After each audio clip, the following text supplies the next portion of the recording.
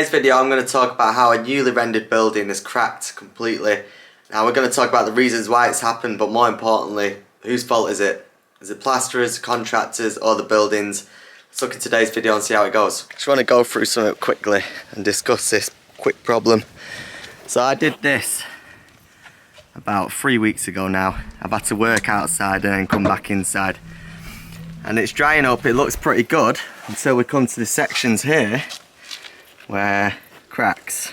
Now it's cracks that run right along the window line either side, so that runs through that section, carries on there also.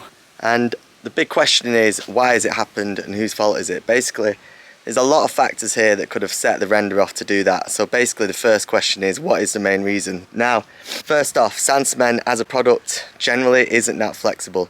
So if you've got a difference in substrates, so where a window, basically underneath the window there was blockwork leading to brickwork. So you've got two different backgrounds clashing with each other and they weren't tied in properly. That is one reason. And how you deal with it, which we'll talk about in a minute, is the second problem and why it might come about.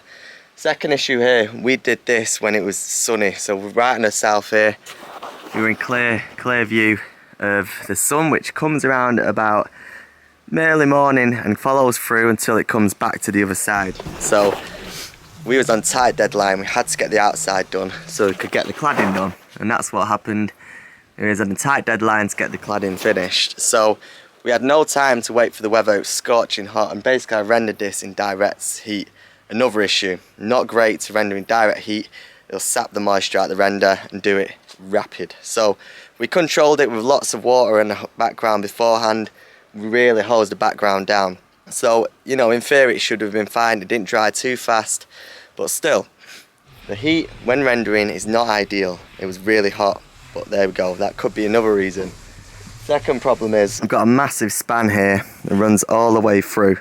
Now, this is an expansion joint, and what this allows for is anything over 6 meters, you want to put a joint in like this. What this does is it allows the render to move. So when you've got a bit of movement in the building, this is a gap, so that splits this panel render to that one. If you don't do that, if you don't allow room and expansion between the two panels of render, then it'll just buckle up and it has nowhere to move. Now, problem is that is still quite a long span on that edge. So that, with a different substrate, might mean it's buckling and it's forcing too much movement in the render.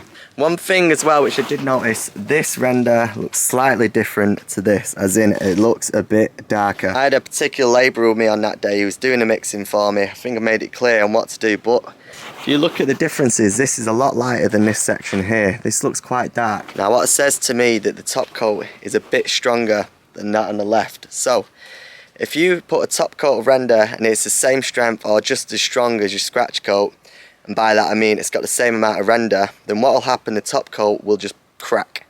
It's because it's too strong. What you need to do when you're mixing render is your scratch coat needs to be 4:1, 5:1. Your top coat needs to be a grade lower.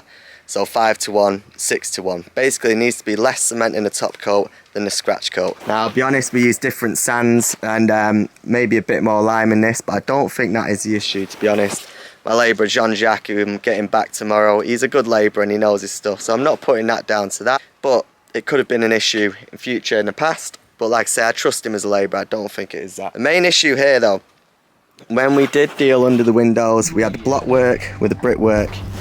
I talked to the contractor and I said we should use EML. Basically EML is metal strips. I've always used that when you're working from tied block work, tying into another background. I've always used EML along the strips, and what that does is it allows for movements. Same with wood. If you're rendering onto wood, you need to put EML across. Now, the contractor said, let's just use render mesh. Do you know what? Usually I would have said no, but I was intrigued myself to see if render mesh would have done it. And it hasn't worked. You can see where the block work was. You can see little cracks. And even this whole section was tied in. That whole section was tied in with render mesh all along the panels there. And basically, it wasn't enough to stop the cracking between the movements. So that is the issues we could be contending with here, and that, like I said, is sand cement's got no flexibility, none at all. Then what I'm starting to think now, I'm going to start using some more bag products, maybe move towards a silicone render side, because sand cement always cracks. No matter how good you are as a renderer, You might have little cracks, micro cracks, but there's always a bit of movement. If there's any movement, it can't take it and it'll buckle. Now, I'm not saying the whole wall's ruined here. We have got a bit of crackage, but basically, whose fault is it? Completely mine. I can blame the contractor, I can blame the labourer, I can blame the product, I can blame anything, but at the end of the day, I did the job.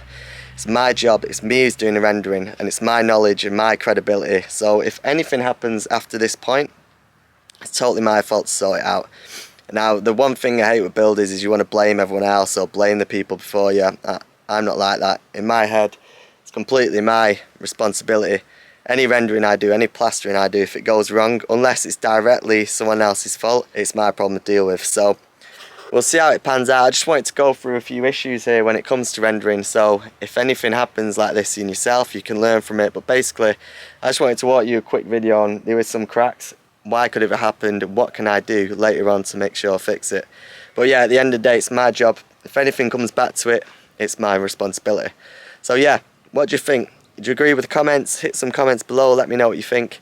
And yeah, thanks for watching. If you like this video, please hit the like button, please subscribe. You might want to watch this video where we'll show you the 7 golden rules to rendering. These are the 7 rules you need to follow for success in rendering.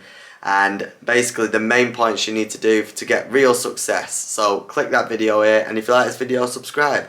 Cheers.